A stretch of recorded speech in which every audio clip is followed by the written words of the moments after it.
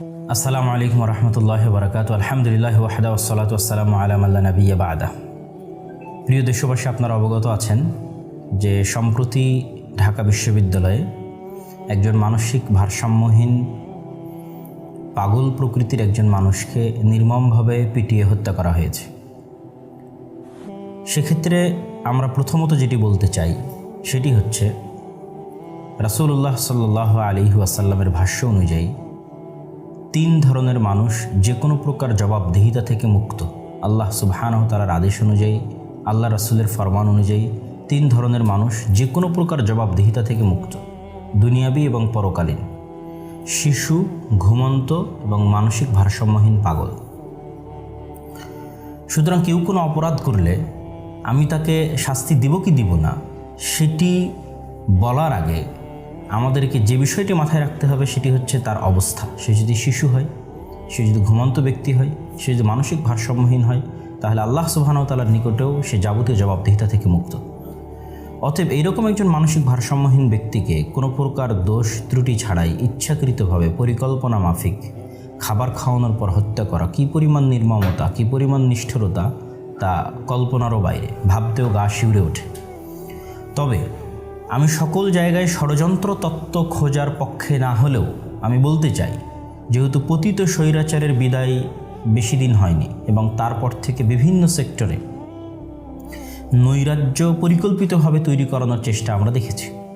Answer কাণ্ড থেকে শুরু করে, আমাদের আশুলিয়া সাভারে গার্মেন্টস কাণ্ড থেকে শুরু করে, হিন্দুদের মন্দিরে হামলা থেকে শুরু করে বিভিন্ন কিছু এটা আমরা দেখতে পাচ্ছি।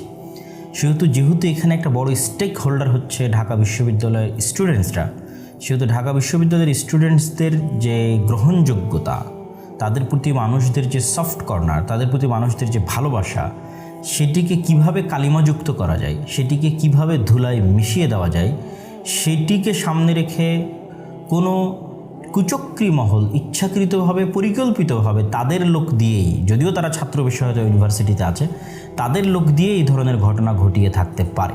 সুতরাং আমি দেশের মানুষের প্রতি আহ্বান জানাবো যে ঢালাওভাবে ঢাকা বিশ্ববিদ্যালয়ের সকল ছাত্রকে দোষারোপ করো, তো আমরা যেন এখানে স্বৈরাচারকে সুযোগ না দিই, বরং সরাসরি যারা এই ঘটনার সাথে যুক্ত আছে তাদেরকে গ্রেফতার করো, তো কঠোর শাস্তি বাস্তবায়ন করা হোক এবং অনতিবিলম্বে তাদেরকে বিচারের আওতায় আনা হোক। এই দাবি আমি চলমান সরকার থেকে শুরু করে সকলের প্রতি দাবি এবং আহ্বান জানাচ্ছি, এবং যদি এটি পরিকল্পিত কোনো ঘটনা হয়ে থাকে তাহলে তদন্তের মাধ্যমে সেটিও উদ্ঘাটন করা হোক এবং এর পিছনে কারা আছে সেটিও উদ্ঘাটন করা হোক।